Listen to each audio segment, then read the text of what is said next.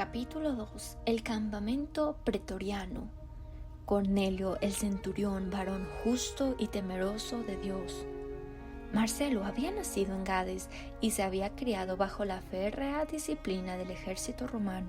Había estado en destacamentos en África, en Siria y en Bretaña, y en todas partes se había distinguido, no solamente por su valor en el campo de batalla, sino también por su sagaz habilidad administrativa. Razones estas por las cuales se había hecho merecedor de honores y ascensos. A su llegada a Roma, a donde había venido portando importantes mensajes, había agradado al emperador de tal manera que le había destinado a un puesto honorable entre los pretorianos. Lúculo, por el contrario, jamás había salido de las fronteras de Italia, apenas quizá de la ciudad. Pertenecía a una de las más antiguas y nobles familias romanas y era naturalmente heredero de abundantes riquezas, con la correspondiente influencia que éstas acompañaba. Había sido cautivado por el osado y franco carácter de Marcelo, siendo así que los dos jóvenes se convirtieron en firmes amigos.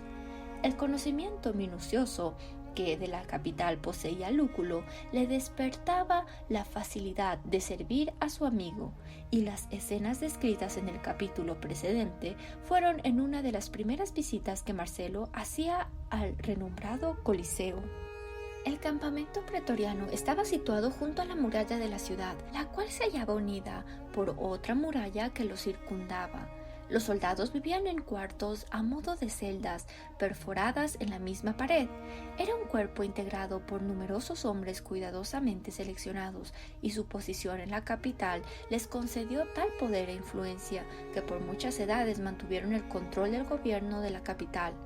Un puesto de mando entre los pretorianos significaba un camino seguro hacia la fortuna, y Marcelo reunía todas las condiciones para que se le aguardara un futuro pletórico de perspectivas y todos los honores que el favor del emperador podía depararle. En la mañana del día siguiente, Lúculo ingresó a su cuarto y, después de haber cambiado los saludos usuales y de confianza, empezó a hablar respecto a la lucha que habían presenciado. Marcelo dijo: «Tales escenas no son de las que en verdad me agradan, son actos de crasa cobardía. A cualquiera le puede complacer el ver a dos hombres bien entrenados trabarse en pareja lucha limpiamente, pero aquellas carnicerías que se ven en el Coliseo son detestables. ¿Por qué había de matarse a Mácer? Él era uno de los más valientes de los hombres, y yo tributo todo mi homenaje a su valentía inimitable. ¿Y por qué se ha de arrojar a las fieras salvajes aquellos ancianos y niños? Es que esos son cristianos, y la ley es sagrada e inquebrantable». Esa es la respuesta de siempre. ¿Qué delito han cometido los cristianos? Yo me he encontrado con ellos por todas partes del imperio, pero jamás los he visto entregados ni comprometidos siquiera en perturbaciones o cosa semejante. Es que ellos son lo peor de la humanidad. Esa es la acusación. ¿Pero qué pruebas hay? ¿Pruebas? ¿Qué necesidad tenemos de pruebas si se sabe hasta la saciedad lo que son y hacen? Conspiran en secreto contra las leyes y la religión de nuestro estado, y tanta es la magnitud de su odio contra la institución que ellos prefieren morir antes que ofrecer sacrificio. No reconocen rey ni monarca alguno en la tierra, sino aquel judío crucificado que ellos insisten en que vive actualmente. Y tanta es su malevolencia hacia nosotros que llegan a afirmar que hemos de ser torturados toda nuestra vida futura en el infierno. Todo eso puede ser verdad. De eso no entiendo nada. Respecto a ellos yo no conozco nada.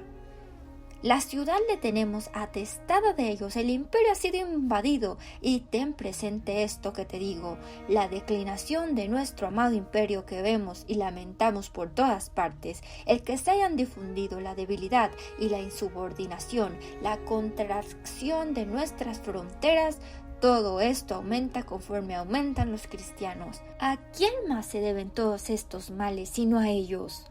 ¿Cómo así? ¿Cómo se han llegado ellos a originar todo esto?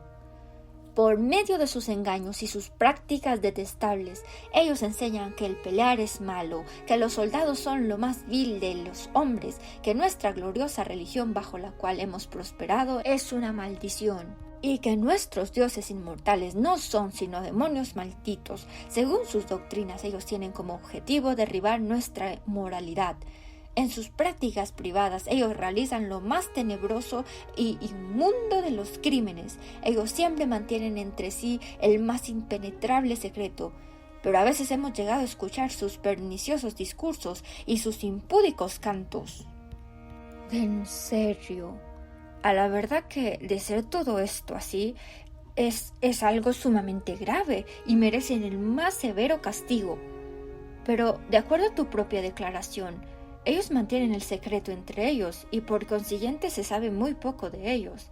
Dime, aquellos hombres que sufrieron el martirio ayer, ¿tenían apariencia de todo esto?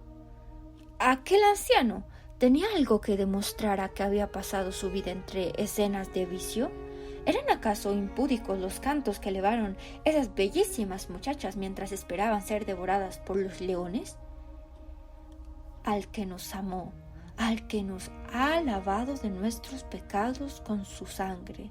Y Marcelo cantó en voz baja y suave las palabras que él había oído. Te confieso, amigo, que yo en el fondo de mi alma lamenté la suerte de ellos. Y yo habría llorado si no hubiera sido soldado romano. Detente un momento y reflexiona.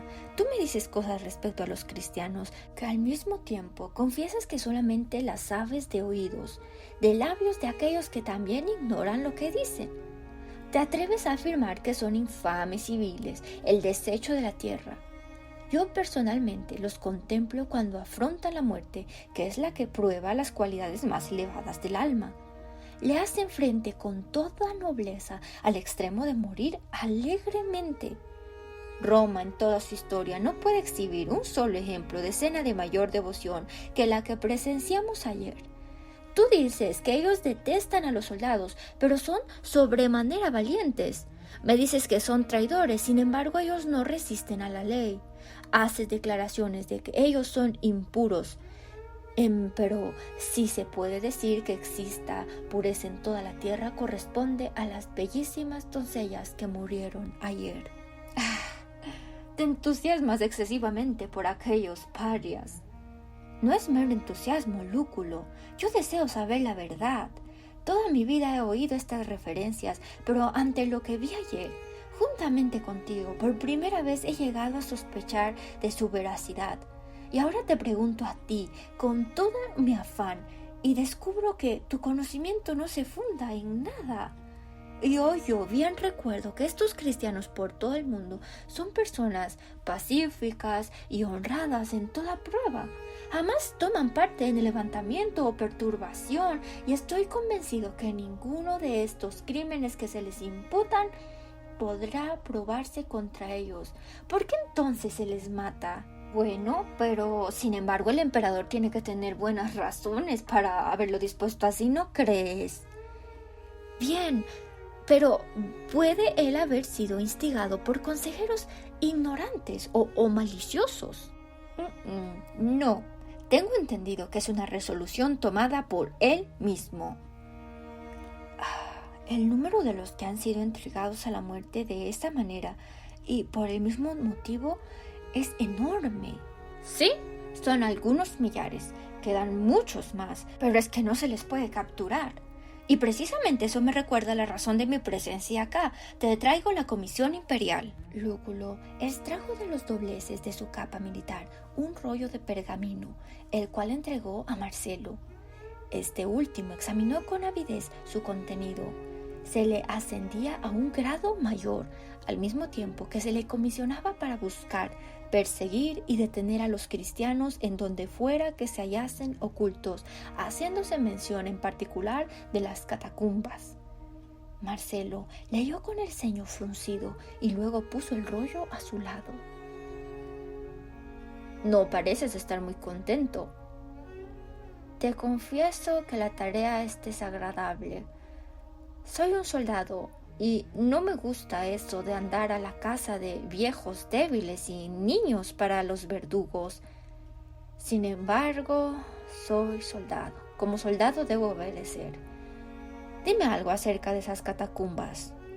Las catacumbas.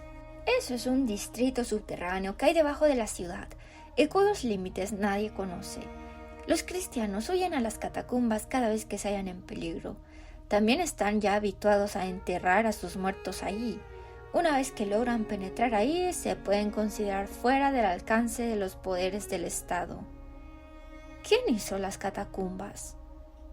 Nadie sabe con exactitud.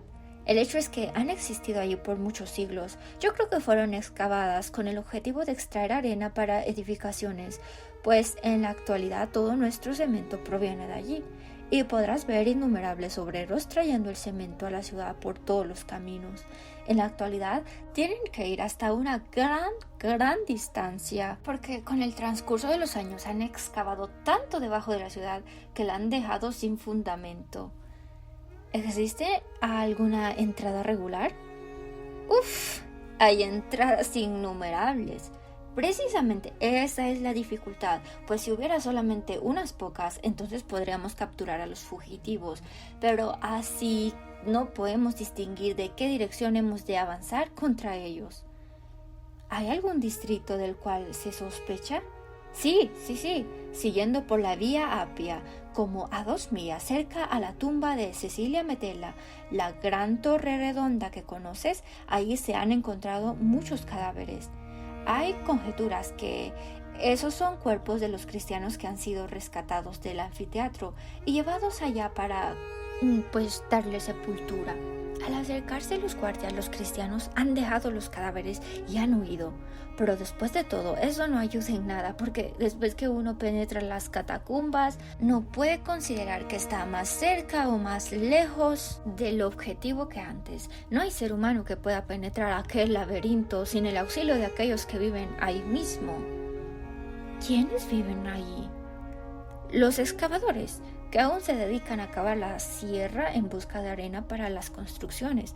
Casi todos ellos son cristianos y siempre están ocupados a cavar tumbas para los cristianos que mueren.